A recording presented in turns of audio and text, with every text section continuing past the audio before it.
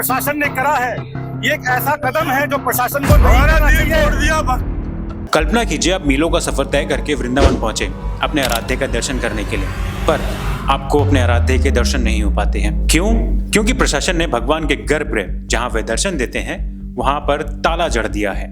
जी हाँ, फरवरी 2026 में बांके बिहारी मंदिर में कुछ ऐसा ही हुआ, जिसके बाद पुजारियों के गुस्से का एक ऐसा ज्वालामुखी फूटा कि पूरा मंदिर प्रशासन के खिलाफ नारों से गूंज उठा।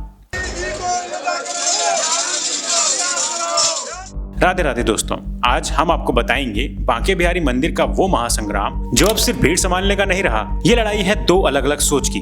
प्रशासन के लिए बांके बिहारी शायद सिर्फ एक मूर्ति है और मंदिर एक संस्था, लेकिन ब्रिजवासियों और गोस्वामियों के लिए उनके लिए ठाकुर जी कोई पत्थर की मूर्ति नहीं है, बल्कि उनका 5-6 साल का जीता जागता बालक है। आखिर प्रशासन को भगवान के घर में इतना दखल देने की जरूरत क्यों पड़ी? इसकी मुख्य वजह थी अगस्त 2022 का वह दर्दनाक हादसा जब मंदिर में भारी भीड़ और कुप्रबंधन के कारण कुछ श्रद्धालुओं की जान चली गई। इसके बाद यूपी सरकार ने मंदिर का नियंत्रण लेने के लिए 2025 में एक अध्यादेश लाया, जिसका पुजारियों ने कड़ा विरोध किया। जब मामला सुप्रीम कोर्ट पहुंचा तो कोर्ट ने देखा कि मंदिर में करोड़ों का दान आने के बावजूद पुजारियों की आपसी गुटबाजी और मुकदमों के कारण श्रद्धालुओं को पानी और शौचालय जैसी बुनियादी सुविधाएं भी नहीं मिल पा रही हैं। इसलिए व्यवस्था सुधारने के लिए सुप्रीम कोर्ट ने रिटायर्ड जस्टिस अशोक कुमार की अध्यक्षता में एक हाई पावर कमेटी बना दी। इस कमेटी का काम था भीड़ को संभालना, श्रद्धालुओं को सुविधाएं देना और मंदिर के पैसों का ऑडिट करना। कोर्ट ने साफ कहा था कि कमेटी धार्मिक पूजा पाठ और परंपराओं में दखल नहीं देगी, लेकिन हुआ इसका बिल्कुल उलट। कमेटी ने मंदिर को एक कॉर्पोरेट ऑफिस की तरह चलाना शुरू कर दिया। प्रशासन ये भूल गया कि स्वामी हरिदास जी की परंपरा में भगवान को एक छोटे बच्चे की तरह नींद, प्यार और लाड की जरूरत होती है।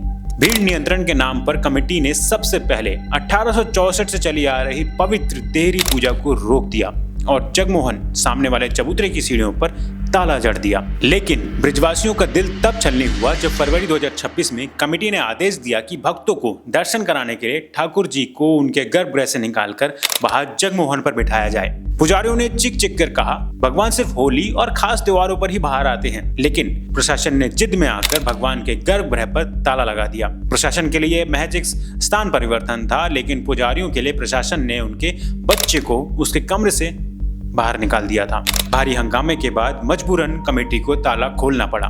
कमेटी के राज में प्रशासन के रूखेपन और अपनत्व के अभाव का सबसे रुला देने वाला दिन था 15 दिसंबर 2025। इतिहास में 500 साल में पहली बार ठाकुर बांके बिहारी जी का भोग करीब 1.5 घंटे देरी से लगा। क्यों? प्रसाद बनाने वाले ठेकेदार यानी हलवाई को प्रशासन से अपने पैसों का भुगतान नहीं मिला था। ऑडिट कहता है कि मंदिर हर महीने भोग पर 5 से 6 लाख रुपए खर्च करता है, लेकिन उसी पैसों के कागजी विवाद में भगवान को भूखा रखा गया। प्रशासन के लिए यह सिर्फ एक टेंडर और पेमेंट का मामला था, लेकिन ब्रिजवासियों की आंखों में आंसू थे क्योंकि उनका बालक भूखा बैठा था। प्रशासन की नजरों में भगवान की प्राचीन संपत्तियां भी सिर्फ एसेट हैं। यही सोचकर कमेटी ने 54 सालों से बंद पड़े तोशाखाने यानी कि खजाने का ताला भारी पुलिस बल के साथ खोल दिया। उन्हें लगा अंदर सोने चांदी के अंबार होंगे, लेकिन मिली सिर्फ धूल की परतें और कुछ पीतल के बर्तन। आज यूपी सरकार मंदिर के आसपास 5000 करोड़ की लागत से एक विशाल कॉरिडोर बनाना चाहती है, लेकिन गोस्वामियों का सीधा आरोप है कि सरकार कुंज गलियों की पवित्रता मिटाकर उनके आराध्य के घर को पिकनिक स्पॉट बना रही है। उनकी चेतावनी साफ है, अगर ठाकुर जी को सिर्फ एक मूर्ति समझकर खिलवाड़ किया गया तो वे अपने भगवान को वृंदावन से कहीं और ले जाएंगे।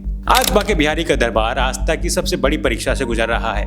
एक तरफ वो कानूनी और प्रशासनिक सोच है जिसके लिए भीड़, ऑडिट और नियम ही सब कुछ है, और दूसरी तरफ है वृंदावन का वो निश्चल बाल भाव जहां बांके बिहारी एक छोटे बालक हैं, जिनकी नींद, जिनका भोग और जिनकी परंपराएं किसी भी कानून से बड़ी हैं। क्या प्रशासन का भगवान को महज एक मूर्ति मानकर पुरानी परंपराओं और भावनाओं को कुचलना सही है, या फिर लाखों की भीड़ और हादसों को देखते हुए ये वक्त की कड़वी मांग है? आपकी इस पर क्या राय है? कमेंट बॉक्स में अपनी राय जरूर लिख कर जाना, और अगर आपको वीडियो अच्छा लगा हो तो लाइक, शेयर, सब्सक्राइब जरूर करना। मिलते हैं अगली वीडियो में। राधे राधे।